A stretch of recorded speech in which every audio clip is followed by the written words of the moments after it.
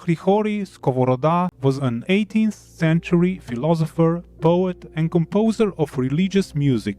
A number of his writings can be found in his songs, several of which have been adapted to Ukrainian folk music. Skovoroda's work contributed to the culture of both Russia and Ukraine. He has been called Socrates, both as a moralist and one whose Socratic style is intended to stimulate thought and self-introspection. At the same time, Skovoroda's writings are imaginative, witty and dramatic, with themes that highlight happiness and appreciation of life. Skovoroda did not seek to have his work published while he was still alive. He was more concerned with living in a manner true to the moral values upheld in his writings.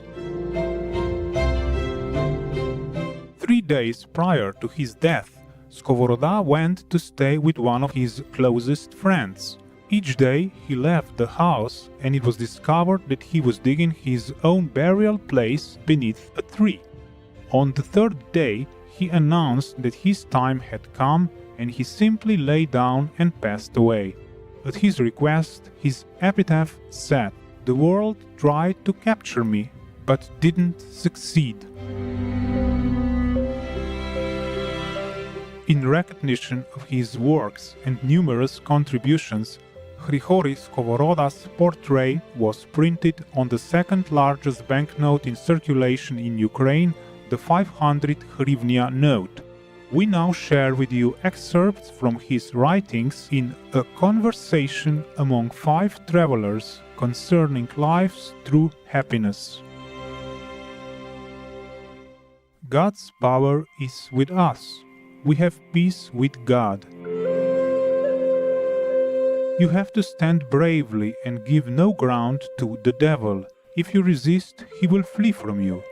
It is shameful to fail in resisting one idle invader or even a small party of them. O Lord, how remiss we are in winning and keeping that peace of the heart that is the most precious thing on earth or in heaven. A man should think only of this when he is alone and speak only of this when he is with others, whether at home or on the road, lying down or getting up. But when do we think of it? How little self-knowledge have we attained, having forgotten our house, which was not built by man, and its head, our soul, and the soul's head, the God-like paradise of peace. Our just reward is that we can scarcely find one heart in 1,000 that is not occupied by a garrison of several detachments of demons. Since we did not learn to stand guard for God and to continue this most profitable battle, we have become a truth negligent, deaf, stupid, cowardly, unskilled, and generally weak fighters, so that God's greatest favor to us, which we fail to appreciate, perplexes our hearts as a wolf does sheep. For example, one man worries because he is not well born, handsome of countenance, or gently bred. Another is troubled because, although he leads a blameless life, many people, both high-born and base, hate and disparage him, calling him a desperado, scoundrel, or hypocrite. A third grieves because he has not attained the profession or station that could have provided him with 10-course dinners instead of the 6 courses he now has. A fourth torments himself trying to hold on to a burdensome but profitable profession so as to not die of boredom in idleness, never realizing that nothing is more useful and important than to manage piously not one's external domestic economy, but one's internal spiritual economy. That is, to know oneself and to bring order into one's heart.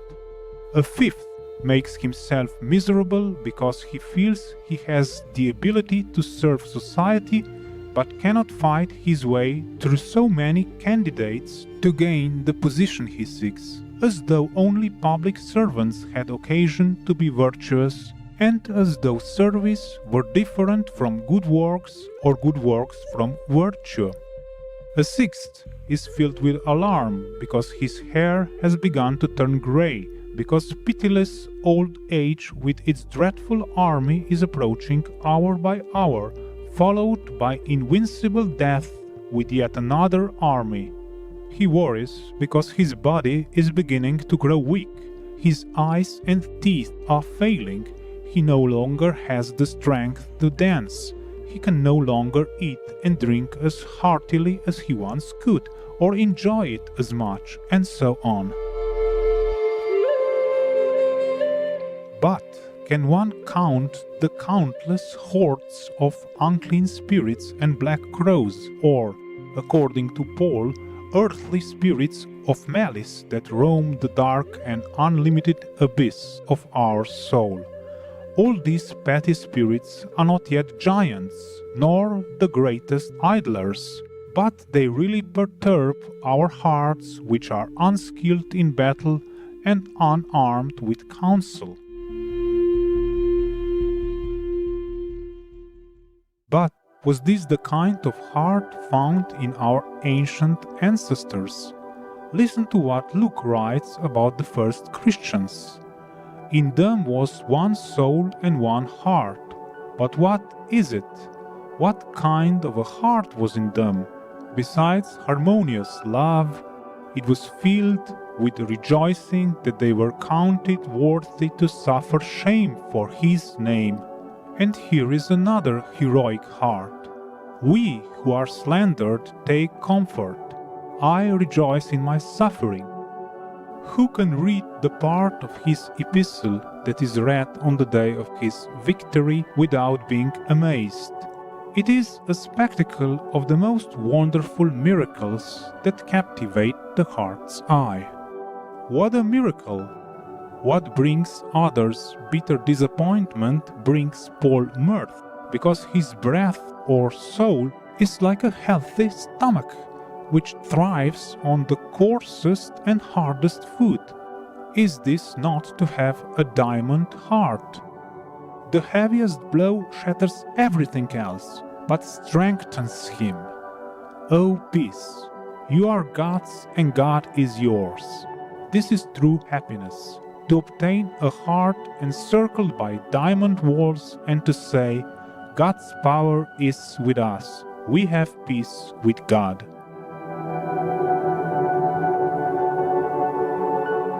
This peace is lofty and difficult to obtain. How marvelous was the heart that thanked God for all things. It is difficult, almost impossible, but it is worthy of the greatest effort. It is difficult, but without such peace, life is 1,000 times more difficult. It is laborious, but this labor frees us from countless very heavy labors.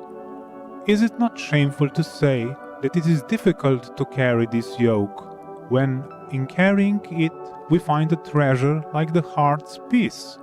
Take my yoke upon you, and ye shall find rest unto your souls.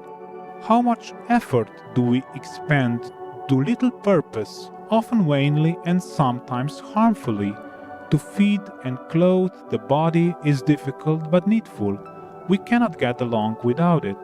Bodily life consists of this, and no one should regret this effort, for without it one will fall into sore distress, into cold, hunger, thirst, and sickness. But would you not find it easier to live on rough herbs and have peace and consolation in your heart than to dine at an overflowing table and be like a whited sepulchre filled with unsleeping worms that gnaw at the soul day and night without rest? Is it not better to cover one's poor body with rags and dress the heart in the vestments of salvation and the garments of mirth, than to wear gold-brocaded clothes and bear the fire at the center of one's soul, the fire that sears the heart with demonic grieving. What profits you to sit in your body, enjoying every comfort among the beautiful corners of your house, if your heart is cast from an ornamented chamber into the outer darkness of discontent? Enlightened viewers, it's been a pleasure to have your company on today's Words of Wisdom.